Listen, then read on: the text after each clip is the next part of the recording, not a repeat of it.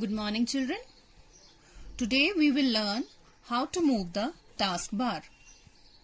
Now children, for moving the taskbar, we have to place the cursor on the blank area on the taskbar. Now this particular line is known as the taskbar. So when we place the mouse pointer on the taskbar, then press the left mouse button and drag the taskbar to the place where you want to drag it and leave. So earlier the taskbar was present at the bottom of the desktop. Now I have dragged it towards the right side of the taskbar. Let's do it once again. Again we'll place the mouse pointer on the blank area here. Press the left mouse button and drag it to the place or to the corner where you want to keep your taskbar. Like this. So now we have placed the taskbar at the top of the desktop. Now we'll again place it at the bottom of the desktop. So again place the cursor on the blank area, press the left mouse button and drag and leave. Fine, children. So these are the steps by which you can move the taskbar on the desktop. The next step is how to lock the taskbar. Now for this we'll again place the cursor on the taskbar, press the right mouse button. A dialog box appears in front of us, or a pop-up menu rather we should say. A pop-up menu is in front of us and we have options. So one option is lock the taskbar. We'll click on this. So let's click it. Now your taskbar is locked. Now if you try moving the taskbar with the same procedure, your taskbar will not move. So let's try it. See, I'm pressing the left mouse button and dragging it towards the right, but it is not moving. So how do we lock the taskbar? We click on the taskbar, a pop-up menu comes and we click on this option, that is lock the taskbar. Children, do practice these two steps. Good morning, children.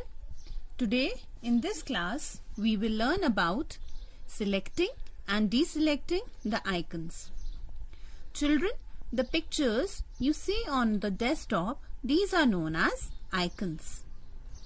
Now how do we select them? Place your cursor or the mouse pointer on the icon you want to select and click on it. See, this particular icon gets selected.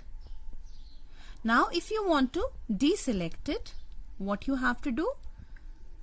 Take away the mouse pointer or the cursor and click. So your icon gets deselected. Let's do it once again. Take the cursor close to the icon and click. It gets selected. Take the cursor away and click. It gets deselected.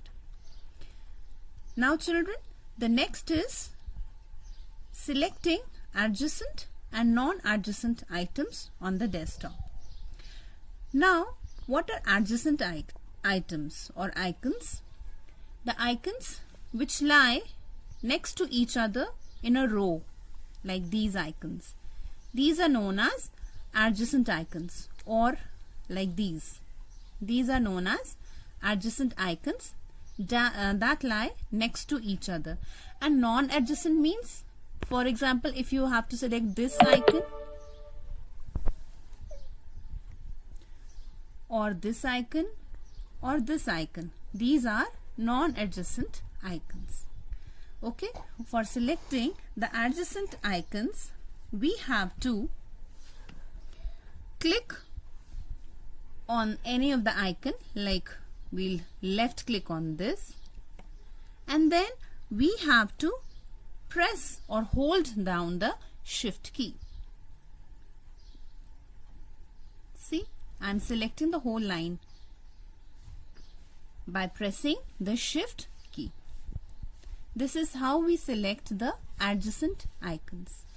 Let's do it once again. For example, if I have to select this particular icon, I'll click on it, then I'll hold down the shift key and start clicking all the icons I want to click. Fine. Now for selecting the non-adjacent icons, select the icon you want to click. For example, I'm clicking this one, and then press Control key and then click on those icons you want to select. This is for non-adjacent items. See? So in this process, I have selected 4 non-adjacent icons. Thank you.